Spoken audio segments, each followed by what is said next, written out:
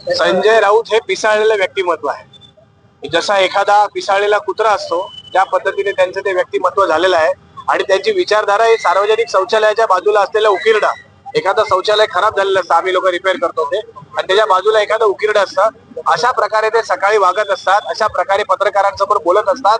त्यांनी त्यांच्या सगळ्या सीमा पार केलेल्या आहेत। आज धर्मवीर आनंद दिघे साहेबांसारख्या व्यक्तीबद्दल बोलताना त्यांना लाज वाटली पाहिजे होती, ज्या माणसामुळे त्यांनी कित्येक वेळा यांना वाचवलेलं आहे।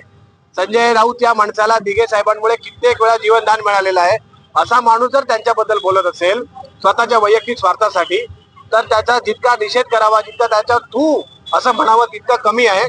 अशा व्यक्तीला जर यांनी आज यापुढे जर सुधारले नाही, पुन्हा हे जर दिघे साहेबांबद्दल काय बोलायला गेले तर पुढच्या वेळेला फोटो नसेल, आपल्या पत्रकारांसाठी स्वतः ती मूर्ती असेल। केला गेला काय संजय राऊत ही व्यक्ती धर्मवीर आनंद दिघे साहेबांबद्दल जे बरळते याचा निषेध करण्यासाठी सर्व शिवसैनिक इथे जमलेले आहेत।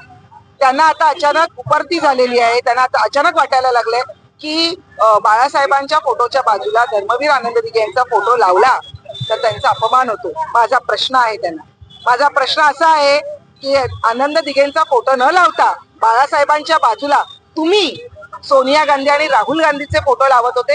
हेच दोघं जण आहेत ज्यांचा याच काँग्रेसचा बाळासाहेबांनी आयुष्यभर तिरस्कार केला, त्यांचे फोटो तुम्ही लावल्यात। हा बाळासाहेबांचा अपमान नाहीये? तुमचं वागणं, काँग्रेस बरोबर जाणं हा बाळासाहेबांच्या विचारांचा अपमान आहे। त्याच्यामुळे तुम्ही हे बोलू नका। तुम्ही या गोष्टी या पद्धतीने संपूर्णकडे अशांतता पसरवण्याचा जो प्रयत्न करताय तो करू नका, अशी आम्हाला त्यांना विनंती आहे। आणि आज आम्ही त्यांना फक्त त्यांच्या फोटोला जोडे मारले।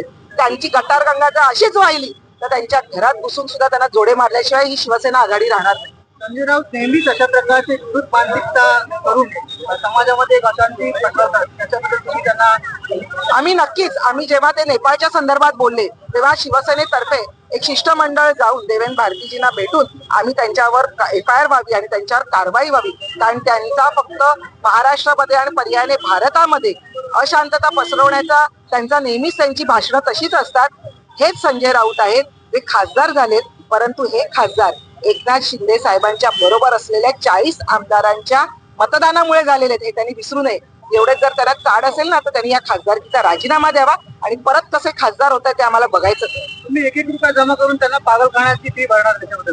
कारण ह्या व्यक्ती हा सतत अशांतता पसरवतोय, याचं हा मानसिक रुग्ण, याचं मानसिक संतुलन बिघडलेलं आहे। कारण तो काय बोलतो आणि तो कशा पद्धतीने वागतो हे आपण बघताय। अहो, ते कॅमेऱ्यावर थुकतात, काय शिवीगाळ करतात, महिलांना शिवीगाळ करतात। या व्यक्तीवर लवकरात लवकर हे उपचार झाले पाहिजेत आणि जर उपचार करण्यासाठी त्यांच्याकडे पैसे नसतील तर शिवसैनिक एक रुपया वर्गणी काढून त्यांचा पूर्ण खर्च करतील।